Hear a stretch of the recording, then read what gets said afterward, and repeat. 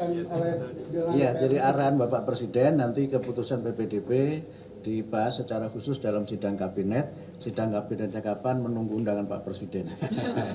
Rekan-rekan media yang saya hormati, tadi kami Menko PMK baru saja mengundang rapat tingkat menteri, mengundang Pak Mendikdasmen, Pak Mendikdisainstek, kemudian Pak Wamen, Bu Wamen PU, dan juga kementerian yang lain, ada Kementerian Keuangan, Kementerian Dalam Negeri, Kementerian Agama,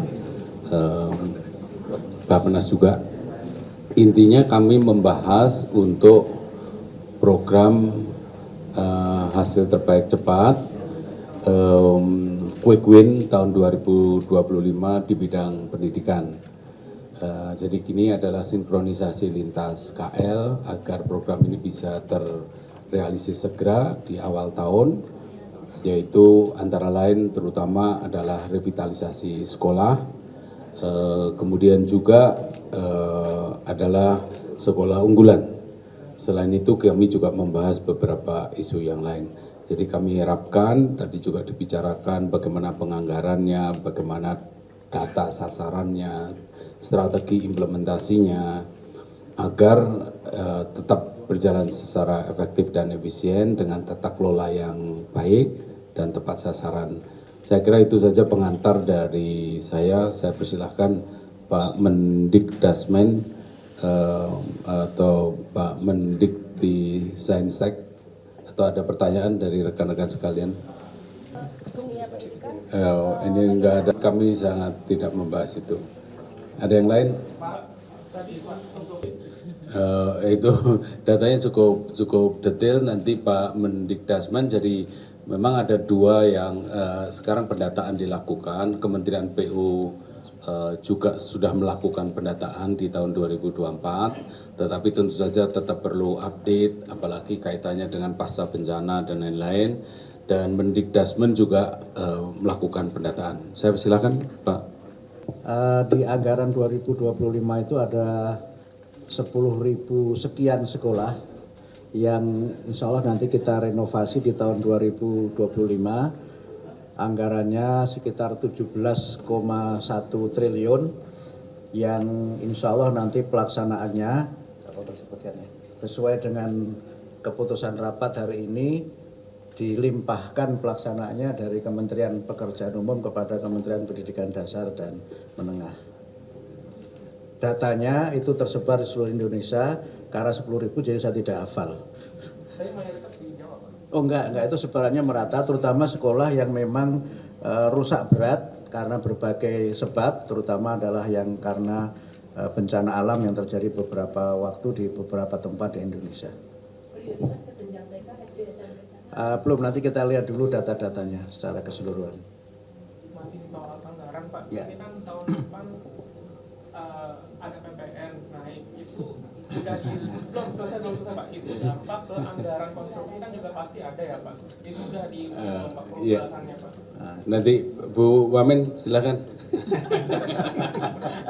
Jadi kaitannya dengan tadi anggaran renovasi sekolah, kan akan ada pemindahan dari PU ke Dikdasmen, itu juga sedang kita tata governance-nya, regulasinya, agar semuanya berjalan dengan baik, tata kelolanya baik, tepat sasaran, dan kaitannya dengan pendataan kelompok sasaran juga demikian, karena ini justru yang data sasaran yang sudah dilakukan oleh PU, yang sudah dilakukan oleh Dikdasmen itu disinkronisasi justru akan bisa semakin meningkatkan kualitas data untuk tepat sasaran. Pak Mendikdisainstek. Sedikit tambahan untuk sekolah unggulan Garuda sudah diproses untuk bisa dimulai awal tahun 2025 ini dengan adanya nanti satu Inpres dan Perpres untuk alasan hukum untuk Kemdikbudristek dapat mengeksekusi terwujudnya SMA unggulan Garuda. Terima kasih. Sudah kami ikhlaskan dilaksanakan dikti.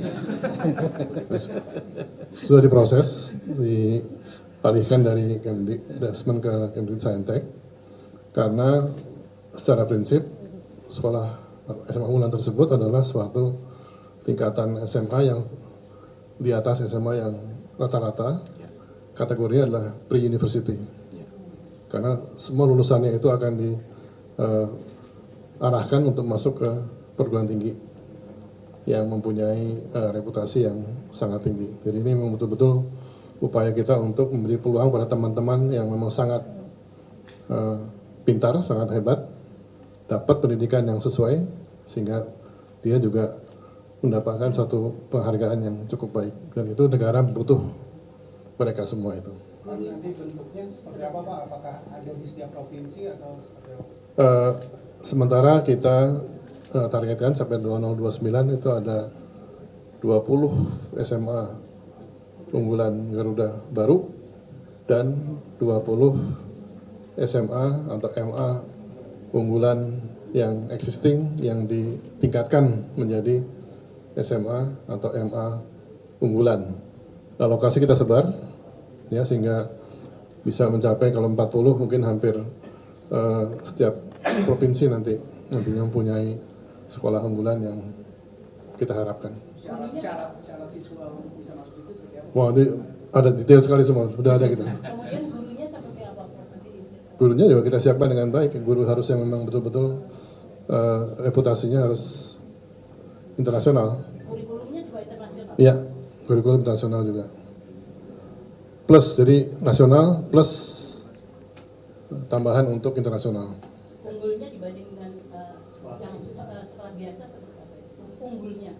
Keunggulannya satu berasrama, ya, boarding. Kemudian mereka dilatih untuk bisa masuk ke perguruan tinggi kelas dunia ke depan. Jadi betul dipilih dan disiapkan secara intensif mereka semua itu. Gurunya pun juga kita harus seleksi dengan baik. Kelas dunia itu maksudnya kayak Harvard, Oxford gitu Pak, atau gimana Pak? Dan sebagainya. Oh, beneran Harvard dan Oxford. Beasiswa nggak? Beasiswa. Pak, apakah itu kayak SMA yang Tamrin itu Pak, misalnya di Jakarta? Itu contoh salah satu contoh yang kandidat yang bisa nanti di upgrade menjadi SMA unggulan. Berarti inline dengan LPDP Pak? Nanti mereka dapat dari LPDP untuk melanjutkan ke luar negeri atau lokal juga bisa, ya. Prof, terkait proyeksi di 2025 Prof, kalau dari Kemendikbudrismen kebijakan tentang PPDB seperti apa gitu? PP. Berarti diputuskan oleh Ya, jadi arahan Bapak Presiden nanti keputusan PPDB dibahas secara khusus dalam sidang kabinet. Sidang kabinetnya kapan menunggu undangan Pak Presiden. Termasuk ujian nasional, Prof. Ujian nasional sudah siap sebenarnya secara konsep, tapi 2025 ini belum kita laksanakan. Insya Allah kalau nanti sudah masuk pada tahun pelajaran yang berikutnya, skemanya seperti apa, itu nanti akan kita umumkan pada waktunya. Tunggu sampai ada pengumuman resmi. Iya. Ya. Yang perguruan tinggi seperti apa, Prof? Nanti. Jadi saya tadi disampaikan, satu ada sekolah unggulan, tapi juga diingat dua ada revitalisasi sekolah yang existing. Jadi memang Indonesia ini kan mulai dari yang atas yang mampu berkompetisi di tingkat global sampai ada yang bawah yang juga perlu dinaikkan. Jadi semuanya, jadi ibaratnya kita sering mengilustrasikan ibaratnya sebagai kereta api panjang, kita juga harus memperkuat lokomotif untuk melaju dengan cepat supaya menarik yang di bawah itu ikut semuanya. Jadi itu kira-kira mengapa pendekatannya Pak Presiden ada sekolah unggulan yang bisa dikatakan world class, tetapi juga revitalisasi sekolah secara merata di seluruh wilayah Indonesia. Yang kedua, mengenai lokasi sekolah unggulan, karena ini kan berasrama, jadi walaupun posisinya tidak tersebar, siswanya kan bisa menyebar merata dari seluruh Indonesia. Jadi siswanya bisa dari mana-mana, walaupun sekolahnya tidak tersebar di mana-mana, tapi siswanya bisa diambil dari mana-mana, merata dari seluruh Indonesia. Detail saya sudah membaca mulai dari mekanisme rekrutmen dan seterusnya sangat detail. Oke. Pak, untuk Terima MA, kasih. Untuk MA juga dilimpahkan ke Dikdasmen atau tetap di PU, Pak? Izin, untuk madrasah tetap dilaksanakan di Kementerian PU. Jadi yang dilimpahkan kembali ke Kementerian Dikdasmen hanya untuk renovasi sekolah. Dan pelaksanaannya pun mohon izin yang tadinya dengan menggunakan kontraktual, ini semuanya sesuai dengan arahan Bapak Presiden, itu dilakukan dengan swakelola. Ya, mungkin itu aja. Ya, kita ingin punya sekolah yang terbaik untuk anak bangsa kita. Anggaran untuk MA sama yang sekolah biasa itu dipisah atau disatuin atau gimana? Ya, kalau untuk anggaran sekolah, renovasi sekolah tadi Bapak Menteri sudah menyampaikan 17,1 triliun. Sedangkan untuk madrasah yang masih ada di Kementerian PU itu sebesar 2,4 triliun. Itu masih dilaksanakan di Kementerian PU sama seperti tahun-tahun sebelumnya. Terima kasih. Sedikit jumlah MA yang kita kerjakan. Ya, karena jumlahnya kan juga berbeda antara madrasah dan sekolah negeri kan berbeda. Tetapi untuk ini ada sekolah swastanya juga ya. Tidak hanya negeri tapi sekolah swasta itu juga merupakan bagian dari 17,1 triliun. Makasih. Udah langsung dikirim itu jadi tuh berita.